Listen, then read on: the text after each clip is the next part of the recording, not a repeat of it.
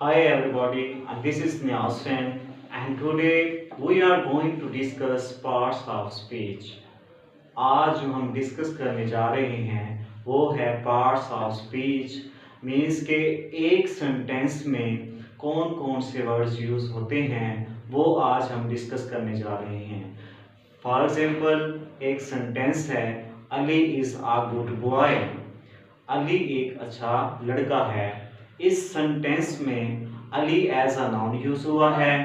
उसके बाद है is as a verb use हुआ है, हेल्पिंग वर्ब। उसके बाद है a as a article use हुआ है।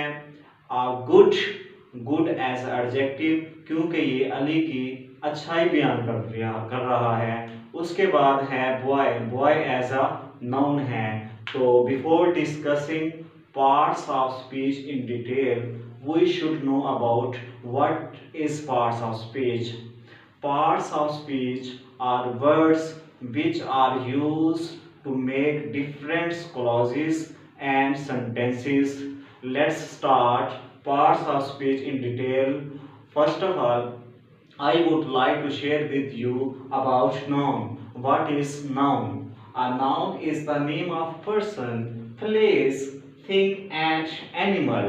मिसाल के तौर पे Ali is a good boy. Ali एक अच्छा लड़का है।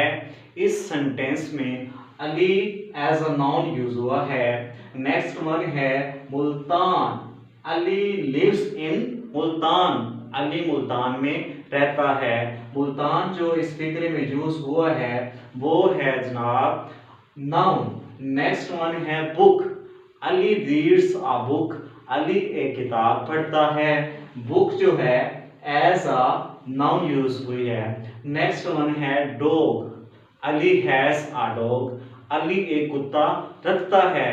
जो कुत्ता है एज अ नाउन यूज हुआ है। सो नेक्स्ट वन है pronoun. Pronoun is a word used in place of noun. For example Ali is reading a book. Ali एक किताब पढ़ रहा है।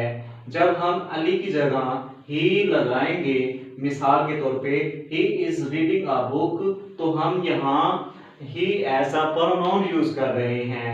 नेक्स्ट वन है a word which show an action. एक वर्ब जो है किसी के काम को शो करता है। मिसाल के तौर पे इस फिक्रे में है अली रीड्स अ बुक।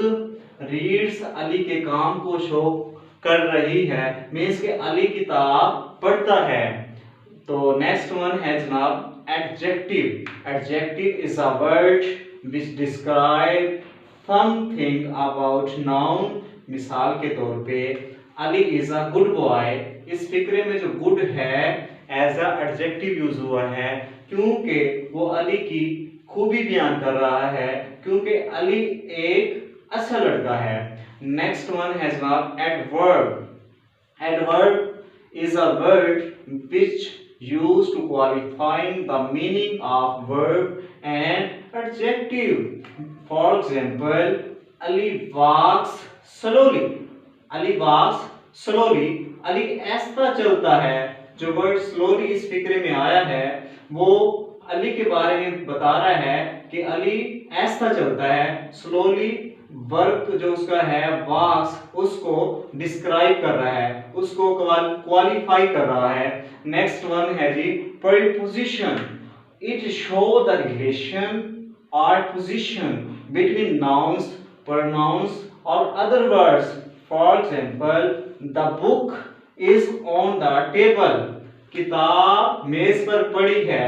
इस फिक्रे में जो ऑन आया है एज अ प्रीपोजिशन आया है, ये हमें बता रहा है कि किताब की जो पोजीशन है वो मेज पर है, किताब मेज पर पड़ी है।